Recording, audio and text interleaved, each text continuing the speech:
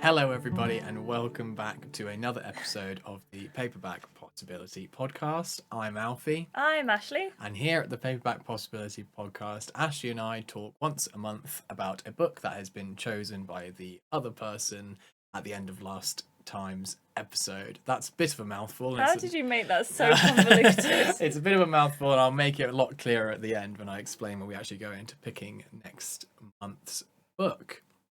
This month's book was Margaret Atwood's classic feminist bit of literature, The Handmaid's Tale. Both of us struggled with it somewhat, but I do have a few things to go through before we get into it. There are quite a few content warnings to this book. Those include sex, sexual assault, domestic abuse, miscarriages, and a general sense of loss of agency for women, patriarchy, and the big R word. So if any of those not your speed or you're uncomfortable with any of that, please look after yourselves and feel free to skip through the podcast. I will try and preface every discussion of like specific plot points that deal with those issues as we go through with an extra content warning. So, as I said, both of us struggled somewhat with it.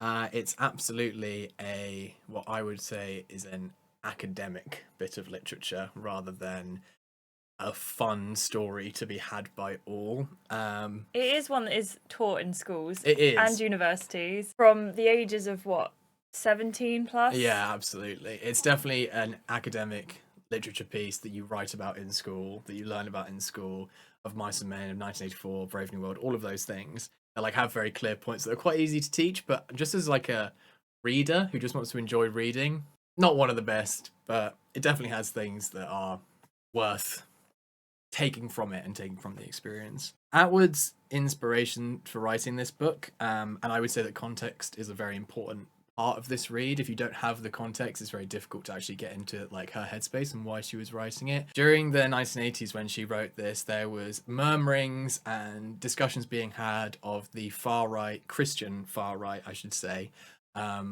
taking over the country and what they would do, and there were murmurings coming out of states like Utah and far right states like that about women's rights. And similarly, at the same time, the Iranian government had been overthrown by a far right group who had drastically reduced women's rights in Iran and given them a dress code and said they couldn't read or write, and they had to basically be held to the whims of the men in society, which is basically what was happening in the world when Margaret Atwood decided to write this book and this narrative. And her own words say that if we followed a lot of these ideas to their natural conclusion, what would that world look like? And that is what the world is presented in The Handmaid's Tale. I guess we should start off by saying that you didn't actually finish it. Not as a shame, but just like you just didn't enjoy it that much that you decided that it was not for you. I always say on these podcasts how the way I read is I get into it, I read a massive chunk, I read it in either one sitting or in 2 or 3 sittings, but that's pretty much it. This book, from the minute I opened it, was such a slog. 100%. I read for what felt like an hour and I only got through to like 4% of the book. And I just kept trying and I kept trying and I kept trying. We actually are filming this podcast quite early compared to usual. Yeah, yes, absolutely. Because I just couldn't do it. I've tapped out.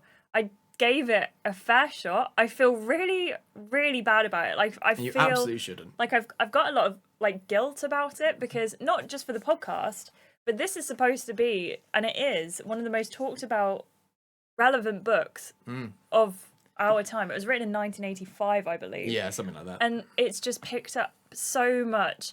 And I feel like I've let women of all around the world down by not finishing this book. But not all books are for all readers. Absolutely.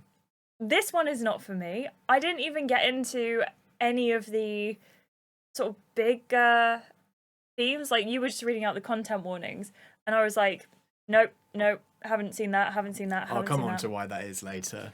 I was reading it and I got to about 12% of the way through the book and I was like, I cannot read this. I had spent maybe 2 hours reading at that point over like a couple of days. Couldn't get into it, 12%. So I thought, I will see what the audiobook's like. And I found the Elizabeth Moss audiobook on YouTube for free. Which is really good, by the way. Brilliant. Yeah. That's fantastic. I will have a listen to that. And I got through 16%, and now I'm about a third of the way through the book. And every time I feel like it's a chore. And it's not like a chore in the way that some of the books that we've read together have been like, I just need to get through this bit and then it'll be fine.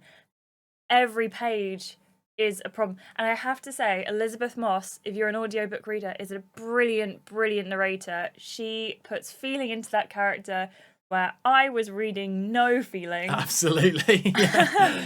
And I'm not dissing the book. I don't think that there's anything bad against the book.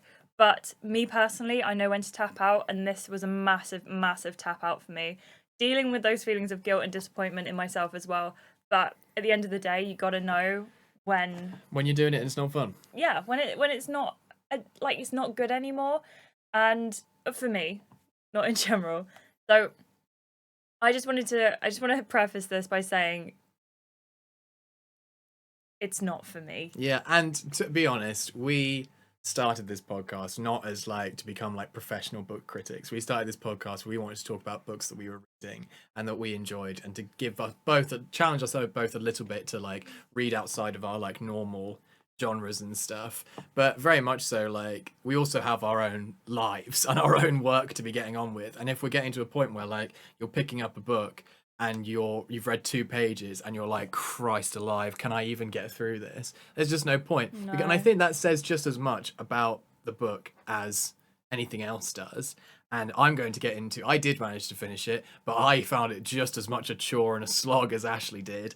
I just had a little bit more time, so I was able to push through it a little bit, but I struggled with this book. So yeah, I guess I'll get into my thoughts on the style, and then you can just kind of bounce off from what you did read, like what you think about it.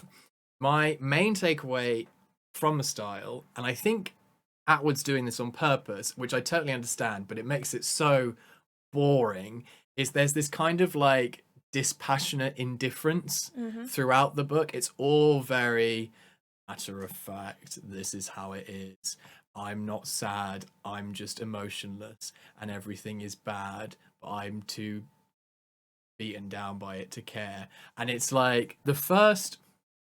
I would say the story does not start until about 50% of the way through, 45 if you're being generous.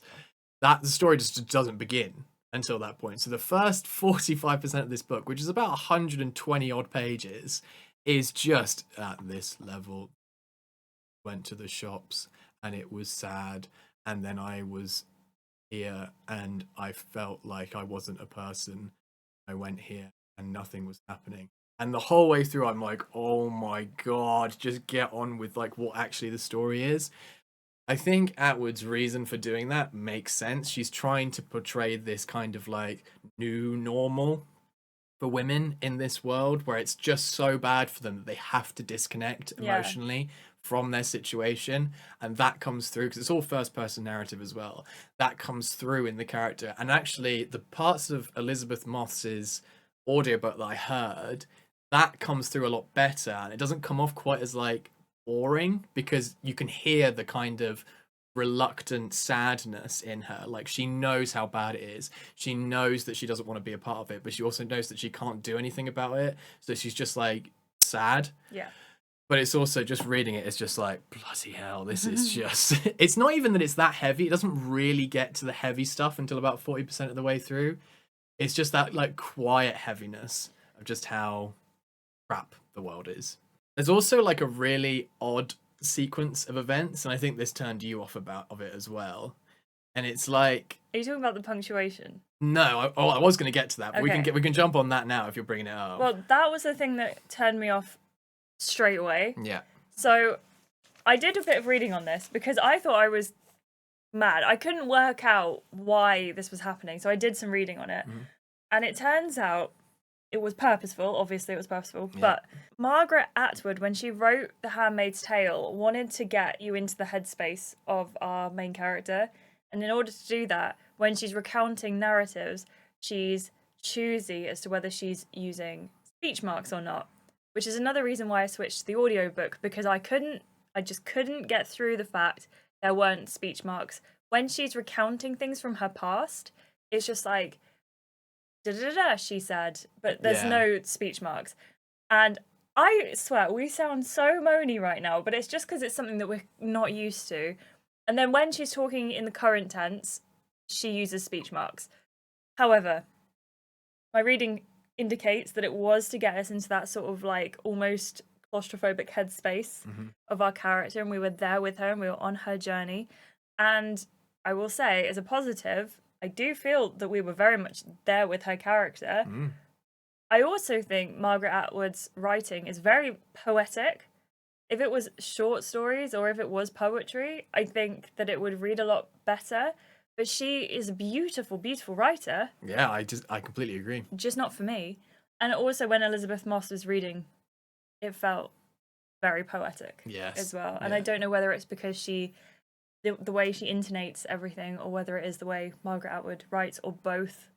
But it seems like she just got it the way it was supposed to be. Yeah, absolutely. Read. And I think you're 100% right. I think the wording and the rhythm of the word is very, very good in this book, and it feels that way. The thing with this book is the rhythm of the wording is that good. It flows really nicely, but it flows in this kind of speech like this, and everything is slow and drab, and now I'm in a memory, and now I'm not in a memory, and now I'm in the present, and now I'm not in the present. And with no clear, with the lack of formatting throughout, I just found that quite confusing. I was often like, wait, are we in a memory now, or is this happening now, or is this like a thought about something that's about to happen? It's very, very drab, and again, it's all on purpose. It's to really put you in this character's life, which is so monotonous and so samey and so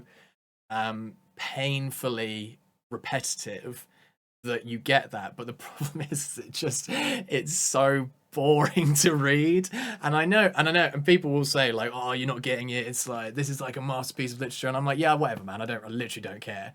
I do care about the messages that I put across in this book, and I'm going to get into that in spoilers, because I think that this book has a lot to say that is really, really important and key, and that's why they teach it in schools. But as a read, just to enjoy reading a book, awful, shockingly bad, because it's just not fun. It's not fun, and it reads like an academic text. Yeah. Which is fine. That's the whole point of the book. It's not, you're not supposed to come out of Handmaid's Tale and go, God, I had a great time with that. This was a fun blast. It's not like that at all. But it does make it very difficult to actually just read it and enjoy it. Okay? There's also what I would say a lack of any real drama, and this comes into what I'm saying about the book only really starting 50% of the way through.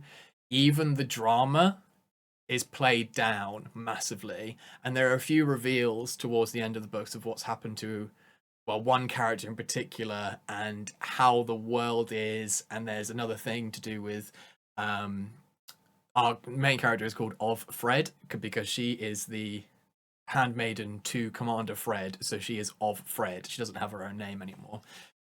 There's something to do with her past and like how that then comes back to meet her in the present day, and that's all very interesting. That's my favorite part of the book, that particular reveal, because that's the only part of any like sense of emotion. It does hit really well because there's no emotion throughout the rest of the book, but there's a lack of any real story or narrative here with Of Fred.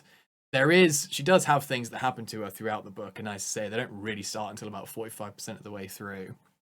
But it's a lot of like heavy expositional world building told in this very matter-of-fact, cold, dispassionate, disconnected way. It's very poetic, but it's just quite, and it's boring, and the lack of punctuation, the lack of any kind of format to lead you through that makes it very difficult, I think, for an average reader. I think if you're coming to this book, you have to come to it with, I want to read a feminist text that was written in the 80s, and I want to read it for that point.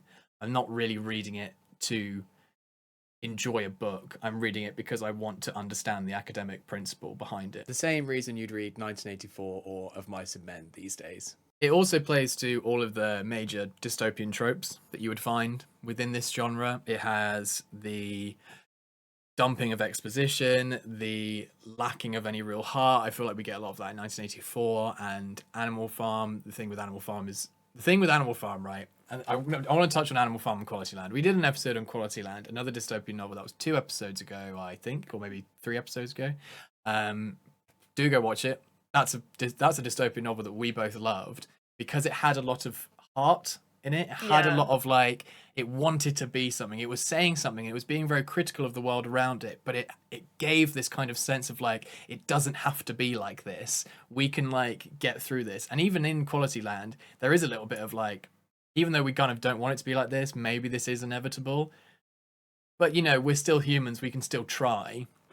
This book has none of that. It's just everything is terrible and will be terrible forever. And there's no sense of any kind of like moving forward or moving away from the ideas that are like presented in this novel. It's all very sad and glib and fatalistic, and very heady.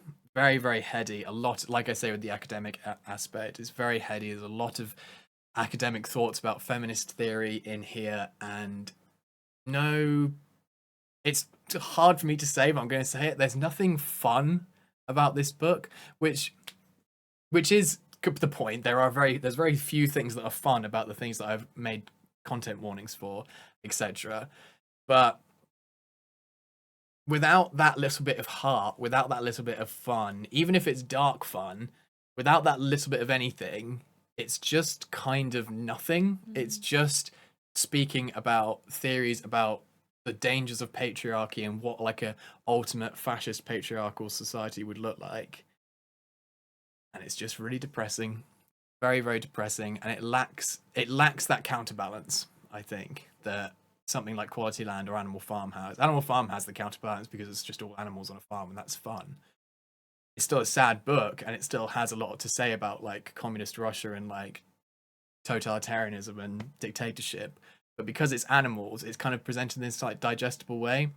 Handmaid's Tale doesn't try to do that, and I think Margaret Atwood did that on purpose because she's not trying to do that. She doesn't want these theories to be kind of boiled down into this kind of fun, digestible way. She just wants to present them as they are, which is absolutely fine, and definitely gives this book the academic weight that it deserves to have. But as I say, just reading it, it's a struggle, you know? Yeah, I definitely found it challenging to read. I think that the way I see the book and the way it sort of presents itself is that it was supposed to be read like that. Like, it's not our dislike of it isn't a criticism on Margaret Atwood's writing style, nor is it on her storytelling ability. Our critique of the book is very rooted in the fact that it's not how we like to enjoy books. Absolutely. And I am really disappointed that I couldn't get into it because I feel like this book has been on my list to read for 15 years or so, like, if not slightly longer. Let me just quickly do some maths. No, I think it has been about like 10 to 15 years of me wanting to read this book, and I was so excited to have it as like the book for the podcast. I think what I will do as soon as we've recorded this podcast, because I didn't want to do it beforehand, I want to watch the TV show very badly. I think that having, like, I think the story, from what I've heard about it, which, you know, isn't too much, from what I've read about it, which wasn't very much, I think the story is something that I am interested in, just not in the 2 ways that I try to get into it. Absolutely, yeah. And I've heard wonderful things about the TV show, and reading the book myself, that TV show has 5 seasons, and I'm like, they have absolutely packed in more than is in this book into that world. And that level of, in order to keep a TV show going, you need the drama to keep people coming back.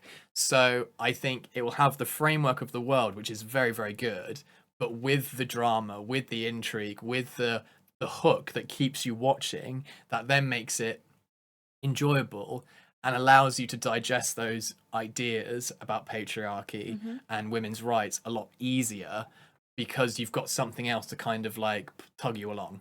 Yeah. Speaking of that, do you have anything else that you'd like to say about the style or anything like that before we go into spoilers and talk about the plot? I think what makes it so difficult is because I was so against it from pretty much the beginning. Mm-hmm. I biased myself against the book, so having like the lack of speech marks, that was a really difficult thing for me to push through. So I can't really critique anything about it in terms of like the writing style apart from that, because it's not like when we were reading Rebecca Netley's The Whistling. Yeah. We were like, you can tell it's her first book. Like, it's very good, but you can tell. I Because I'm so distanced from 1985 and what books were like written then. I know it's been 40 years, Yeah.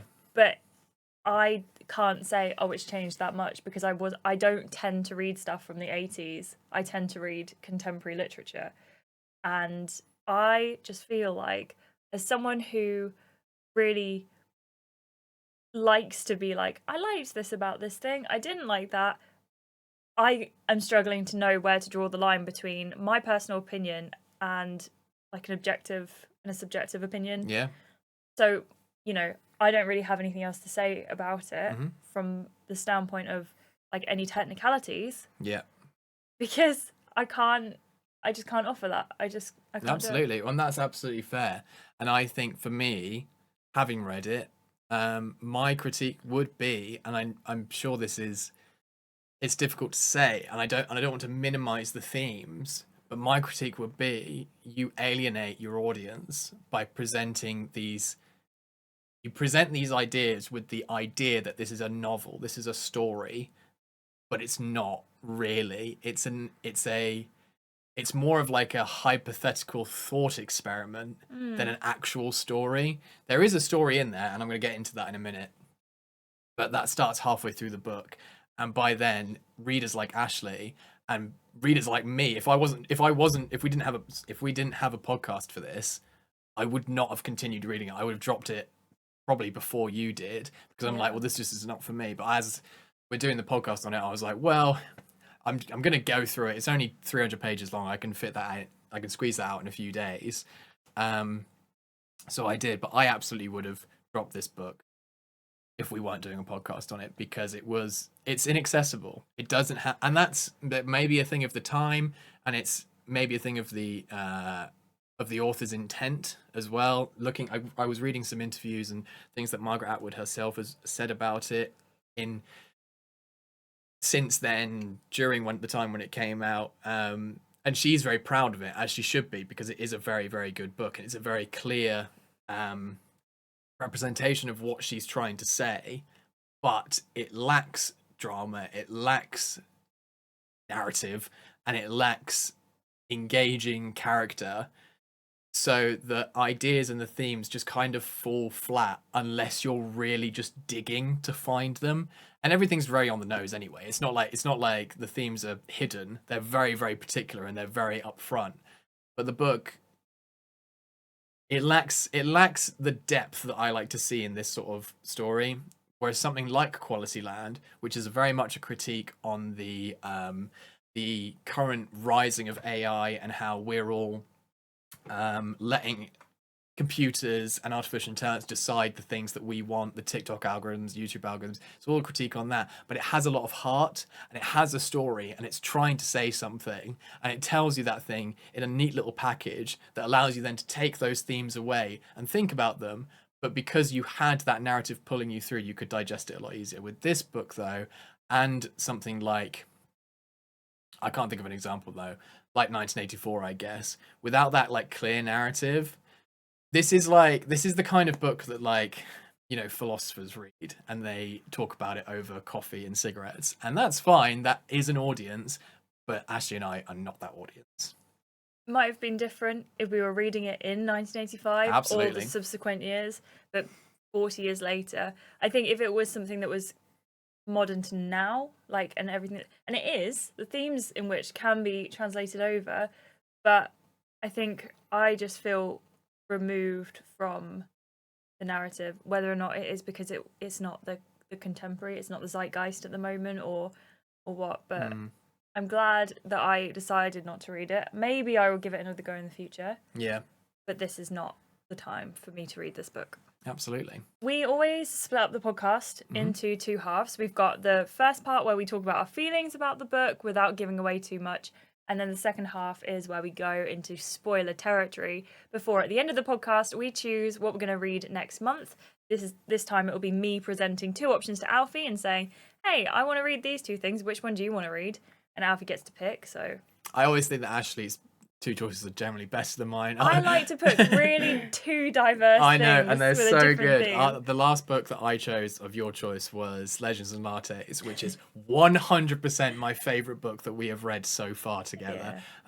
So I'm very much looking forward to what you're bringing as well. So if you're ready, shall we get into spoilers? Yeah, I'm really interested to hear what is going to happen. What happened? And what basically is happening is you're giving me the spark notes or the cliff notes on the book, because I didn't. And what I was going to do is after the podcast, I was going to go and literally look through cliff notes or spark notes or whatever, because I am interested, just not enough to read it. Yeah. So as I say, spoilers from here on out. I'm going to go basically into what happens throughout the whole book. As I say, most of that stuff happens at 40% plus. And so if you don't want spoilers for The Handmaid's Tale, this is your kind of final warning. Go and read it yourselves if you want to find out. Or you can just listen here, as Ashley is doing, just to find out what happened. And then I'll talk about my thoughts on it. And obviously, if Ashley has any thoughts on those sort of plot things from somebody who started the book but kind of lost it, I'll be interested to hear like what you think of those narrative ties going through. I also want to just say, before we get into it, a massive shout out to the people who have been reading along with us. Oh, 100%. Especially Mike. Yeah, Mike. Mike has been listening to The Handmaid's Tale as well. He's been doing an audiobook version and having the same struggles as we both did. Absolutely. So it's not just us, but also to your lovely sister Tabby, who's been listening along. Yeah, she's been going along. I think she's already read The Handmaid's Tale because she studied literature throughout, so I'm pretty sure she'd already got it through there. And thank you if you've been listening along at home. We are going to start posting a little bit more on socials, but in the meantime, please let us know you're listening along in the comments, either here or on Spotify or here or on YouTube, depending on which media you're deciding to listen to this on. And we'll get into some spoiler territory. Absolutely. Right. So, starting off with what I think you've mentioned as one of the things that you really disliked about the book, and I really disliked about the book, and I didn't really understand this without going and reading around the book, is how the world got to the way it is. Yeah, I've got no understanding about it. Because the book doesn't mention it. And if the book does mention it, it does it in the first few pages, and I completely glossed over it. So basically what happens is in around about the 80s-ish, a military coup happens in the United States, and they overthrow the United States government. They assassinate the president and take over, and they rebrand the United States as the Republic of Gilead. And the Republic of Gilead is led by a military force that have adopted a very peculiar translation of the Old Testament Bible as how they're going to govern with their laws and whatnot. And the key part of that is that women no longer have any rights. They are second-class citizens. They have no rights. They have no right to property. They have no right to their own intelligence. They don't even have their own rights to their bodies anymore. They are simply there to serve the men. Now, you're saying it like that, and I really want to read it again. You're like, yeah, that's the thing. But the book never presents that to you. It never gives you that history lesson. It's just like this kind of, we were at the shop and it was grey and there was a wall and I was sad. And that's kind of all you get. And I didn't get that. I had to go and then read outside of the book to find that. And I will always say 100% all of the time, if you have to go and find your plot outside of your narrative from other sources, you've made a mistake. That is not good. You should not be doing that. And a lot of people will say, oh, things like, Animal Farm, Donnie Darko, the Dark Souls games, like they're all things that the narrative is quite loose and it's a bit up for interpretation. But I would say you can definitely find the narrative in those things. But in this book, you can't. I don't think you can. I didn't go back and read the first few pages. Maybe I should before making such a sweeping statement, but also I don't care. This is our podcast. I can say what I like. And I don't feel that the book puts across exactly how this happened and what happened. The other part of that is the world is also polluted and radiated from industry. and that's why most women are infertile, and why we have the Oh, handmaids. So the women are basically split into three, four-ish classes. At the top, you have the commander's wives, and these are like the highest echelon of women.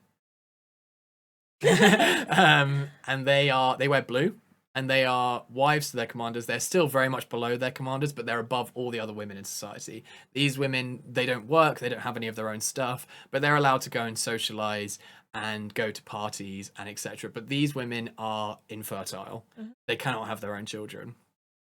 Below them, you have the aunts, and the aunts are in charge of indoctrination, and they're the teachers, I guess. Think of like the head nuns at nunneries and things like that. That's what they are. They teach the women now below them about the world, why it is the way it is, why they have no rights, why they deserve no rights, why the old world was bad and the new world is good, what they've gained, the bad things that they've lost, etc., etc. Below that, you have the handmaids, which is of Fred and of Glenn, who are our two like main characters in this story. They're handmaids, and handmaids are fertile women. So these women are basically the only thing that they are for is to reproduce. They are assigned to a commander and his wife, and they live in their house, and they're essentially subject to content warnings now for sexual assault and the R word. They are subject to a ritualistic R word. I think we can say the word. I think it's Okay. quite important. Yeah, so they are subject to a ritualistic rape in which the commander, his wife, and the handmaid are all present, and the commander rapes the handmaid with the idea of impregnating her. And this happens every month or so at the height of the handmaid cycle, to increase the chances of them having a baby. During that time, the wife is present. She's kind of like holding the handmaid like between her legs and with her head like on her lap.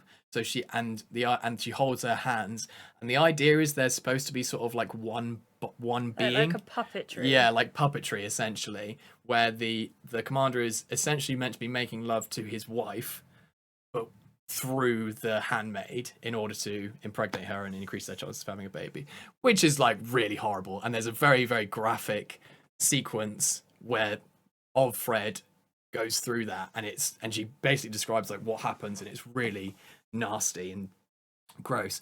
But that's what the handmaids do. Below the handmaids, you have I can't remember their name, but they're basically like the maids. So these are the people who are not high enough to be educated. They're not high enough to be wise, but they're also infertile. So they just clean, and cook, and they basically are all like maids. That's like their whole role. And they also wear blue, but it's like a darker blue, I think. And then you have the widows who wear black, and then you have a whole other section of women who are, can't remember. I think they've been de-womaned or unwomaned or something, and they're basically like nothing.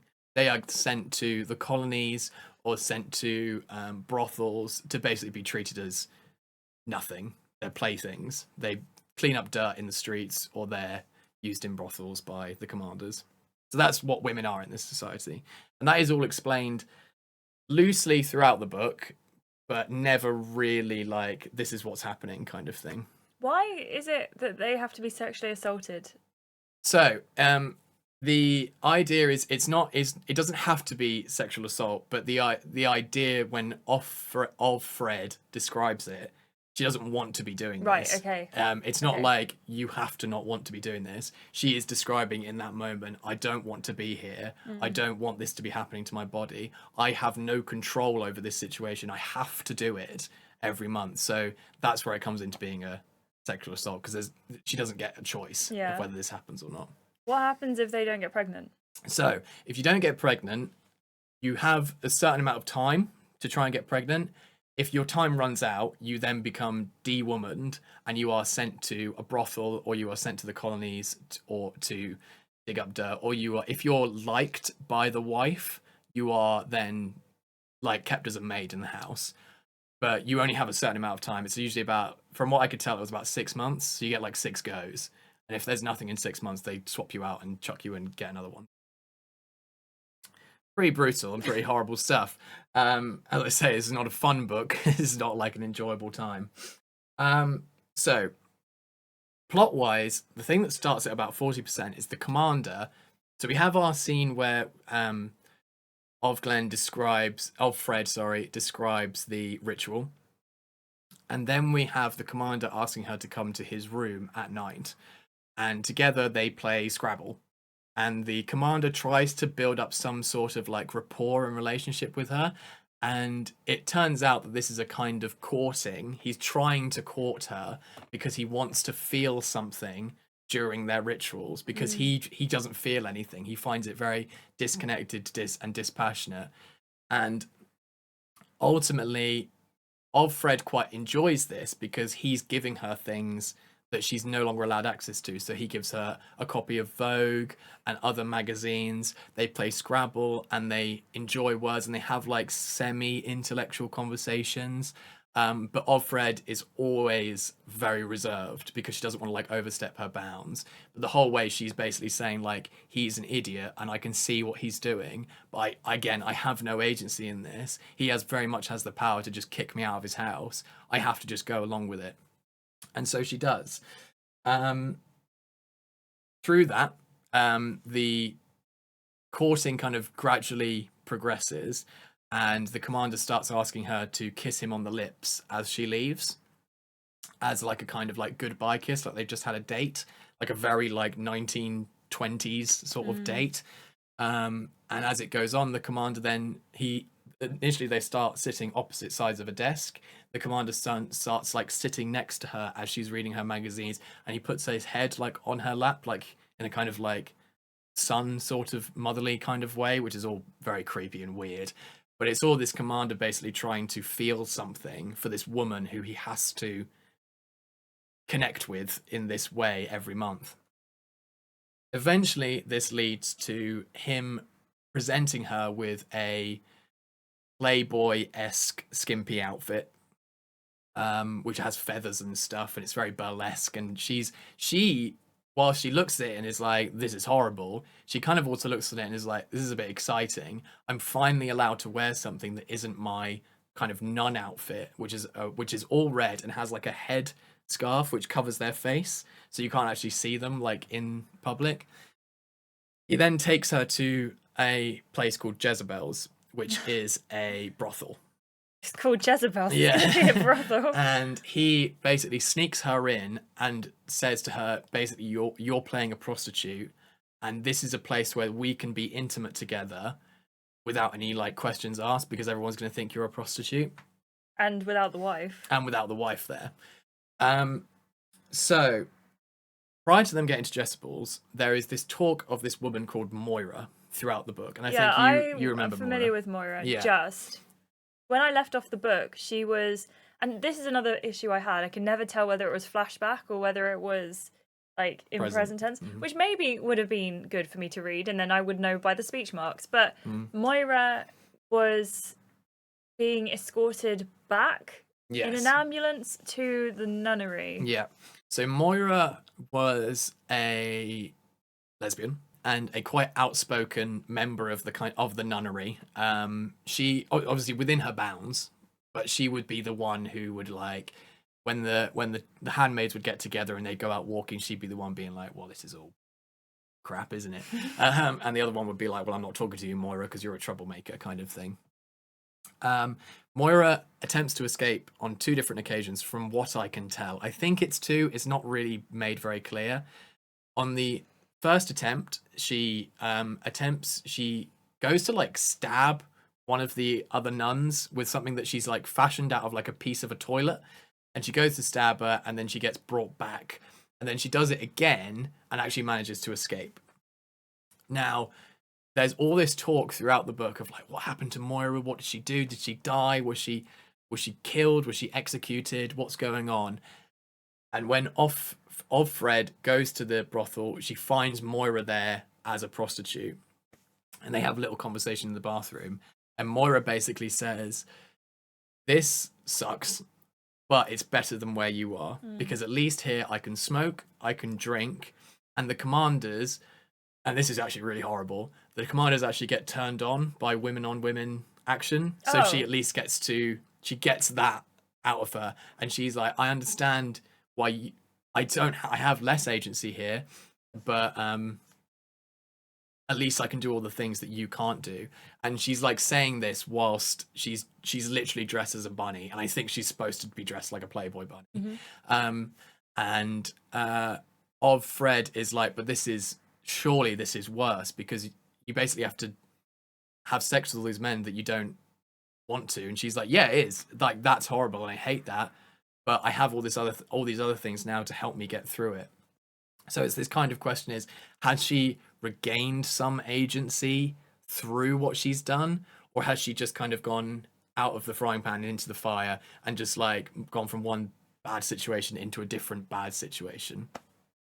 I really liked that conversation. I thought that was quite interesting, and I think it did hammer home a lot of the like themes of inevitability and fatalism, and how there's no real hope for these women. And Moira does say, like, her words are quite graphic, but she basically says you have probably about a year or two before you're worn out down there, and you're no good anymore. At which point they'll throw you out and probably just kill you. And she says, well, that's fine, because I don't want to live like this. If my last few years are going to be anything, I'd rather they were like this than what you're going through. And so that conversation happens. And it's quite sad, but it's also, you kind of feel a bit like, yeah, Moira, because she's kind of saying like F you to like everybody. Is that the sort of hope you were looking for? I through the think main so, story? yeah. And I don't know if I'm putting that onto the character, if that's actually coming off her, but like I felt very much like Moira has at least like made this choice, and she's okay with that choice. I respected that about her, and I think Fred does as well when she finally meets her. Then Fred goes and has her encounter with the commander, and it's just awful. She hates it because after having that conversation with Moira, she kind of has all these feelings come up again, and just about how terrible everything is, how she's not choosing this, how she's riding through on like the best of bad, and she just hates it. She just hates it so much, which again is really, really sad. Now there's another situation going on whilst this is happening with the wife, Serena. So Serena is the wife of Commander Fred, and she wants Fred to get pregnant because she wants a baby, and she because there's this kind of social thing where if your handmaid gets pregnant, you and your commander are kind of elevated a little bit in like your high society circles, and it's very like talk of the town, and you get like, and she wants that. She wants Fred to get pregnant. And she has a conversation with Fred after so long in the story, and the wife is aware that this thing is happening between the commander and she doesn't really care. She does care, and she hates it, but she's like, I can't do anything, so like whatever. And she introduces Fred to Nick, and Nick is like a mechanic kind of thing. He's like a handyman that they have around the house. I was going to ask about Nick. Yeah. Because where I was reading, it seems like Fred was very much into Nick. Yeah. And Nick was a little bit into her, but they couldn't really do anything about it. So I was going to ask about Nick. Yes. So Serena officially introduces Fred to Nick, but Nick and Fred up to this point have been sharing glances across the hall, like and it's a bit like, ooh, what are we gonna do? And Fred is like creating this sort of narrative in her head to kind of give herself some excitement in her life, where she's like, you know, being with Nick. And Serena introduces them to Nick, and Serena basically says, you are going to start having sex with Nick regularly in the hope that you will get pregnant, and then we can say it's his baby. Great deal for everybody. Except it's not really, because Fred, again, she had a fantasy which has now been taken away from her because she now has to do it for the purpose of this other thing. She does actually develop feelings for Nick, which she talks about Luke, who was her husband before all of this happened. And she recounts how like the excitement of it is similar. It's not the same, but at least it's something. It's on its way to being like that.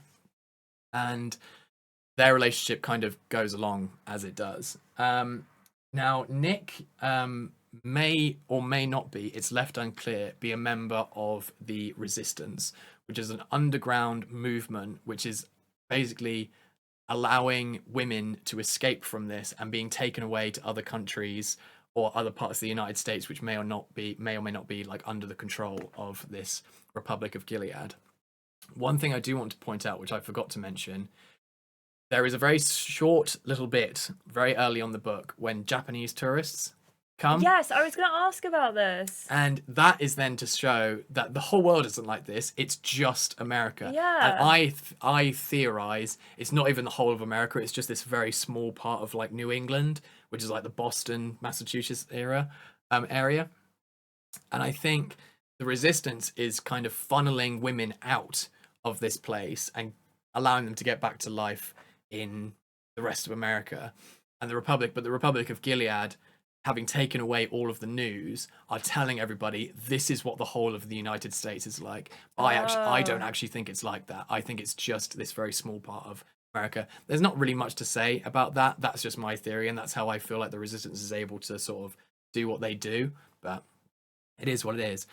Anyway, there is this suggestion throughout that Nick is part of this Resistance, and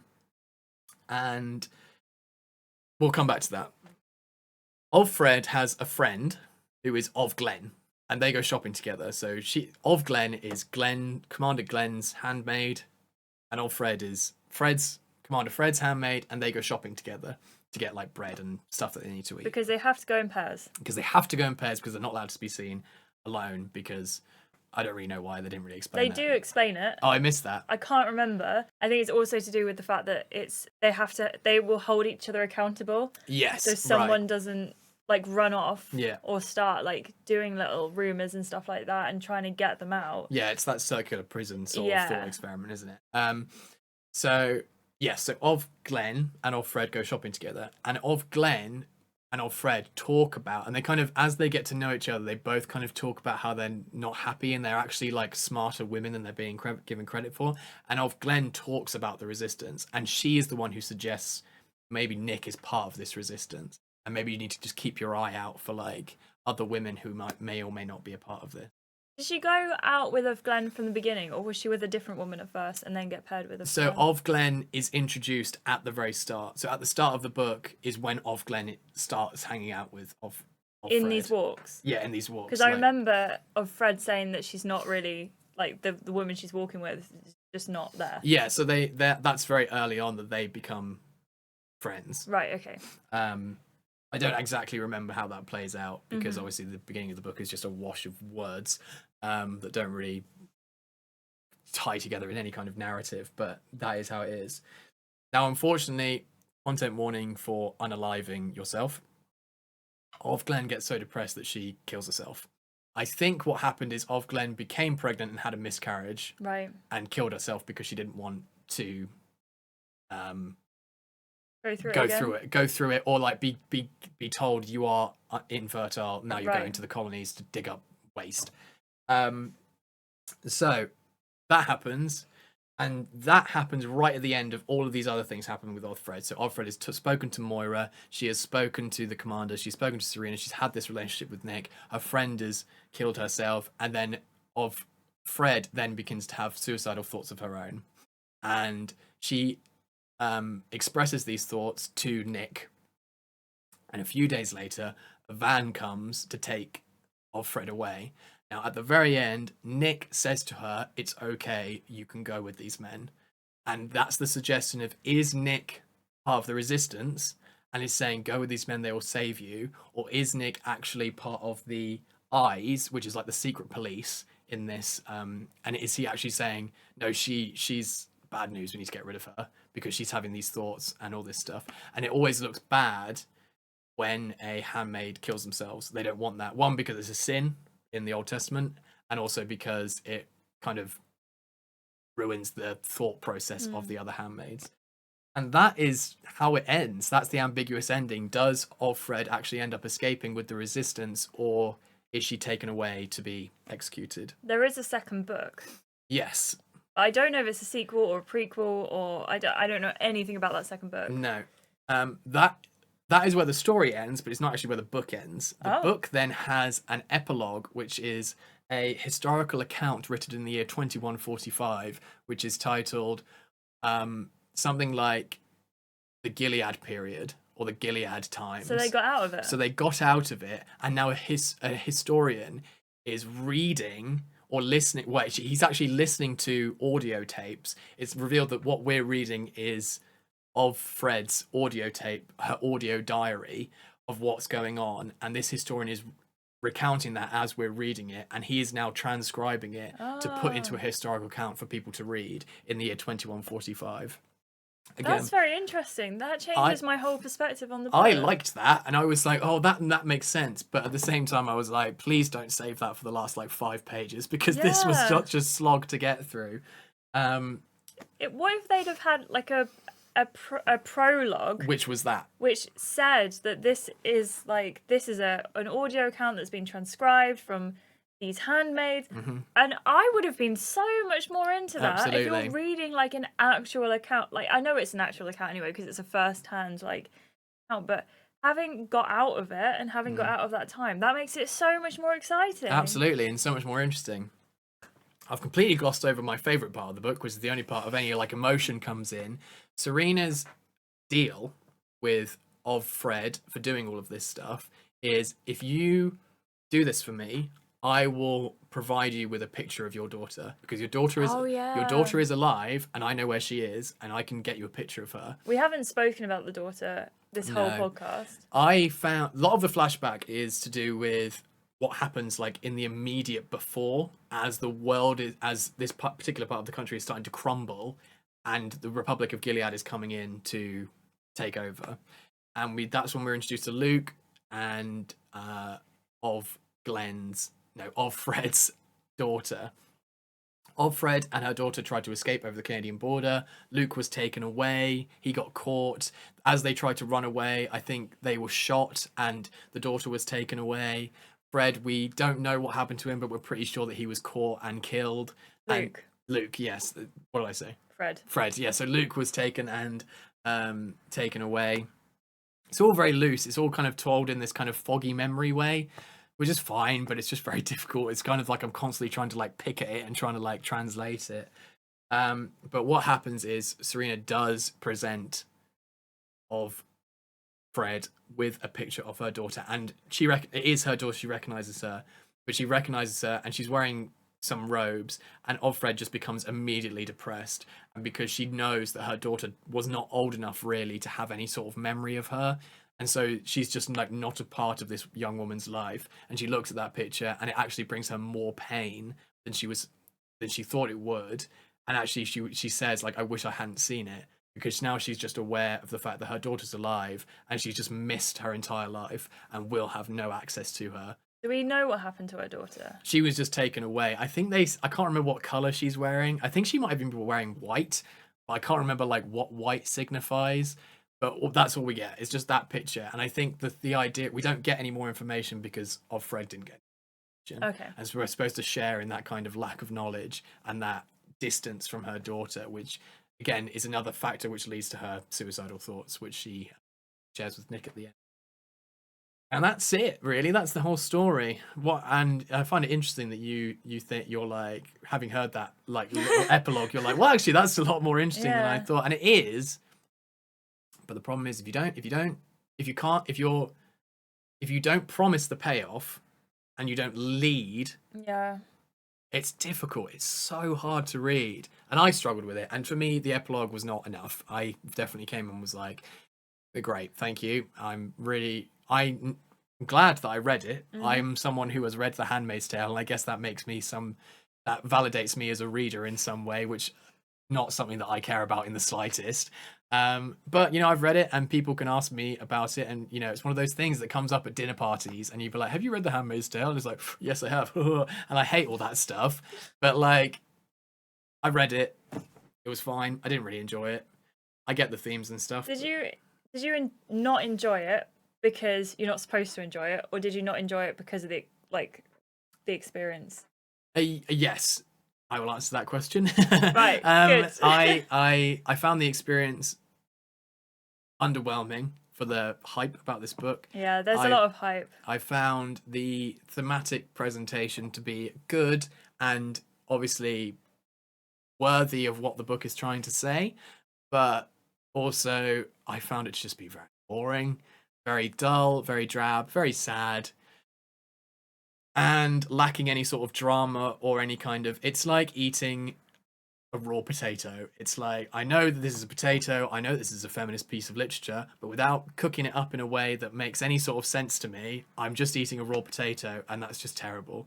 I'm just being told that patriarchy is really bad and it's really horrible out there for women, and I know that, I am aware of that, and that's terrible, and I'm really glad that academic literature like this exists to represent that. But as a reader, give it to me in a way that I can digest it, because then I will be able to enjoy it and talk about the themes with more passion, rather than just feeling like they're being sort of just shoved in my face.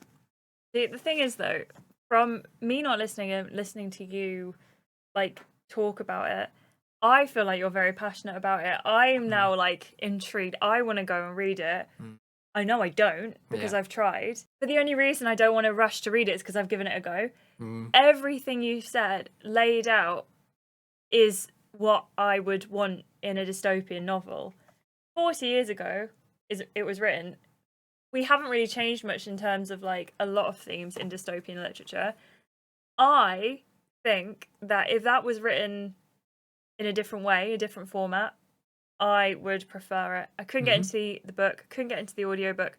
I am gonna watch the TV show. Yeah, and I was just gonna say, you saying in that format I can't digest it, but I think that if we watch the TV show, I think we'll get these ideas in a way that makes more sense to us. Yeah, and that is, again, just to recap, nothing to do with the book and the way the book was written. It's to do with the way we read and absorb that material. Yeah. So we are not trying to slight the book. We're not trying to slight Margaret Atwood.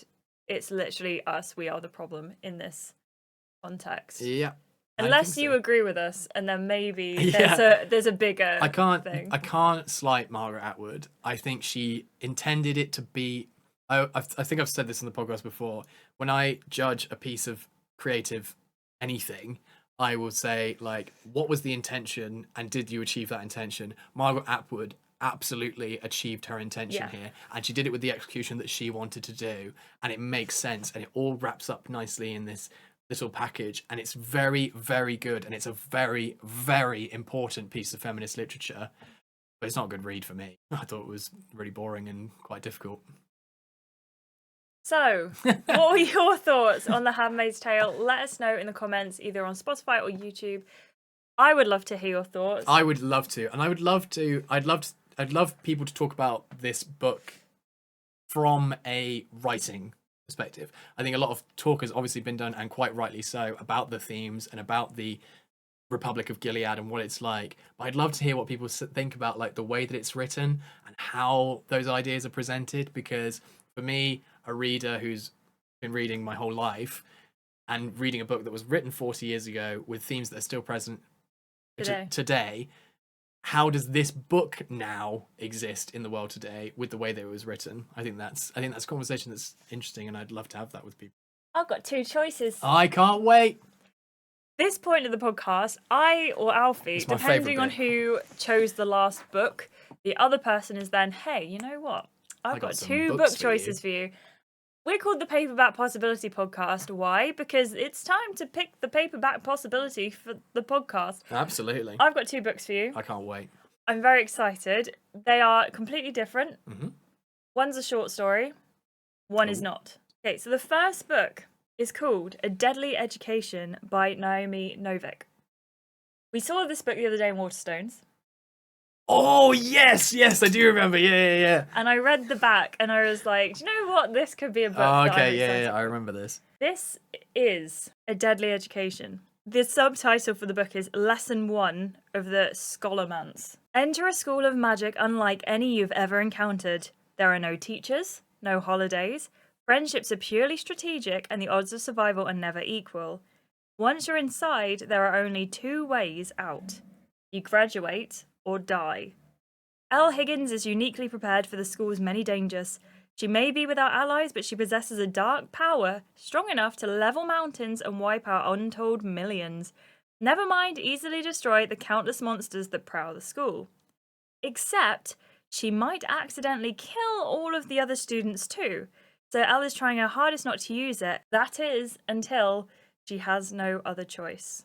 That is in the fiction section. It's not like young fiction or anything like that, which did make me wonder because I thought that's a strange book because it's like it feels like it's supposed to be teen Yeah, it or does. young adult. It shouts teen. But it wasn't in the young teen or the young adult section, so that's that. I'm quite excited about that. Yeah, I like the sound of that. Might be one that I end up reading. Next one's gonna have to be pretty good to make me not pick that. So this book I've had my eye on for a while. It's called A Short Stay in Hell. Okay, well that's an incredible title. So an ordinary man, geologist, and Mormon, Soren Johansson, has always believed he'll be reunited with his loved ones after death in an eternal hereafter. Then he dies. Soren wakes to find himself cast by a god he's never heard of into a hell whose dimensions he can barely grasp. A vast library he can only escape from by finding the book that contains the story of his life. In this haunting existential novella, author, philosopher, and ecologist Stephen L. Peck explores a subversive vision of eternity, taking the reader on a journey through the afterlife of a world where everything everyone believed in turns out to be wrong.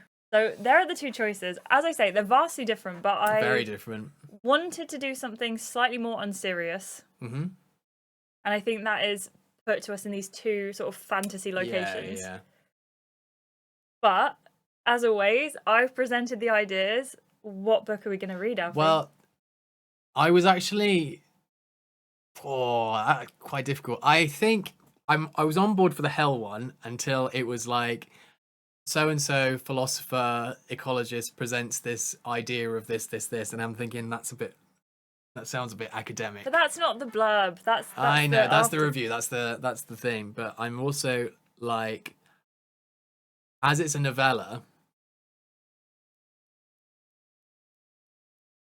No, I have to. I'm going with the academic book, Dark Academic Kills, or whatever it was called. Okay. So we're going with A Deadly Education by Naomi Novik. That just sounds way more up my alley than the other one does. We'll be reading that for the next episode, so stay tuned for that.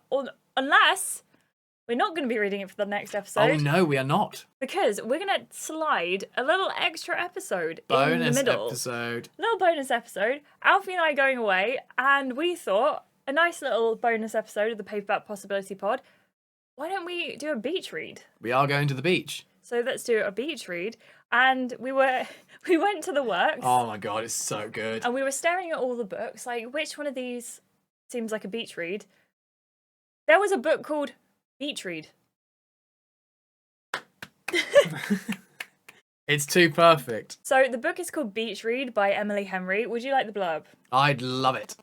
So there's no possibility here. We are just reading this book. We are reading this book. It's going to be a little side note. It's going to be a little bonus episode. So if you want to read along with us with this one too, you are more than welcome to. 2 writers, 1 holiday, a rom-com waiting to happen. That's perfect. It says, January is a hopeless romantic who narrates her life like she's the lead in a blockbuster movie. Gus is a serious literary type who thinks true love is a fairy tale. But January and Gus have more in common than you'd think. They're both broke. They both have crippling writer's block. And they both need to write bestsellers before summer ends. The result? A bet to swap genres and see who gets published first. The risk? In telling each other's stories, their worlds might be changed entirely. It sounds wonderful. We are going to basically give ourselves like a week to read this book because we're going to go away for a week. So we're going to literally sit on the beach and do a beach read. Maybe recording the podcast by the ocean. Potentially, if Depends we can do on the audio. Yeah. Because it really, like, you don't want to be sat there with the waves like completely in your ear. Yeah. So we'll see how that goes. But if you do want to go and check out the book, please do. It's all there. There are so many resources to accompany it as well if you needed the help to get through it. I didn't want to do that for this time round, but maybe I'll do that on my next go. Please read Beach Read if you want to stay up to date with us for our mini podcast that will go in between. And please read A Deadly Education. Deadly Education, thank you. Is that what it was called? Yeah, Deadly Education. And please read A Deadly Education for the next month's podcast, which will be dropping on May 22nd. So every 22nd of the month, we're going to have that. We might drop this speech read on the 11th. We'll see where it comes Just out. It's a bonus episode. It will come out when it comes out, yeah. Exactly. Thank you so much for watching. Alfie, thank you so much for hosting this podcast. Oh, you are welcome. Thank you for being here and not letting me just talk to a microphone on my own. So I had someone to bounce ideas off of.